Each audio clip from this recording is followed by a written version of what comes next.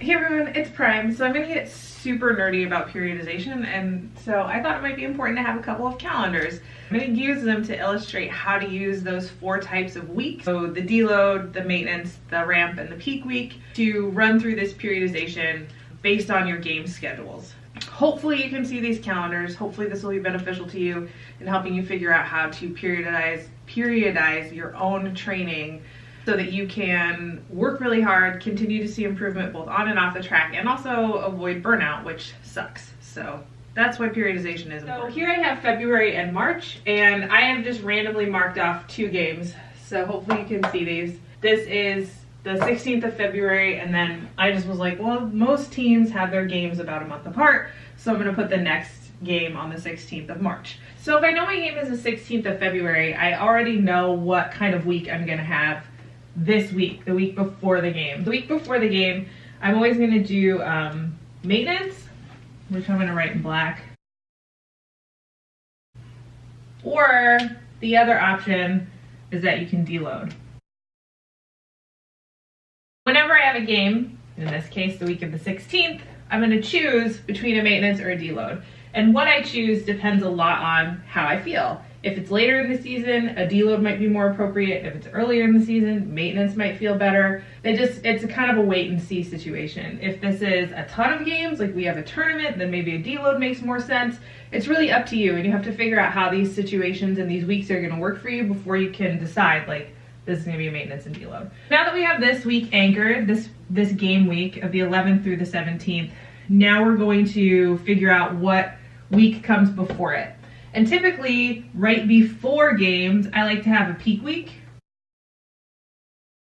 And that just means I'm working really hard. And that's one of the reasons why we do maintenance or deload the week after, is so that we have a chance to rest.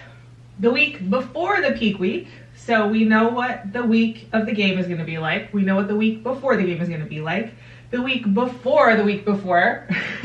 So the week before peak is going to be a ramp week. Okay, so hopefully you can start to see that, like, what we're really doing is we're climbing our periodized hill.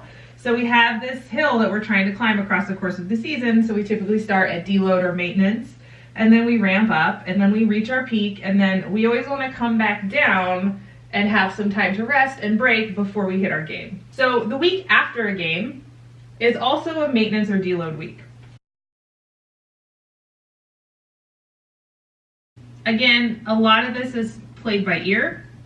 So do you feel like you need to maintain or deload? The preferred way to train after a week of a game would be maintenance. Like, we want to get right back into that periodized training if we can. But if you need a deload, then you gotta take it here, because we're trying to avoid burnout. Then as we approach our next game, now we're looking at, okay, so I have maintenance and deload. I know my next game is the week after. I know you can't quite see it, but I know my next game is in a month. So what am I gonna do now? Well, it kind of just repeats. You're gonna have another ramp week. This first week of March would be another peak week, because look, it's the week right before a game. There's the game. And then, you know, we're at the week of a game again. So now we get to decide, are we gonna maintain or are we gonna deload?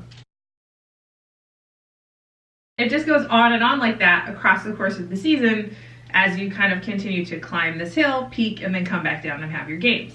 Obviously, this is a really ideal situation wherein there's exactly 4 weeks in between each game, and I'll give you some more examples in the blog post below about what that might look like if that stretches a little bit wider, so there's 5 or 6 weeks in between games, or if it's a little bit narrower, like you have 2 or 3 weeks in between games. This exact situation doesn't apply to you. Hopefully it at least gave you an idea of how to start programming these types of weeks for your training, and you can get more specific examples down below.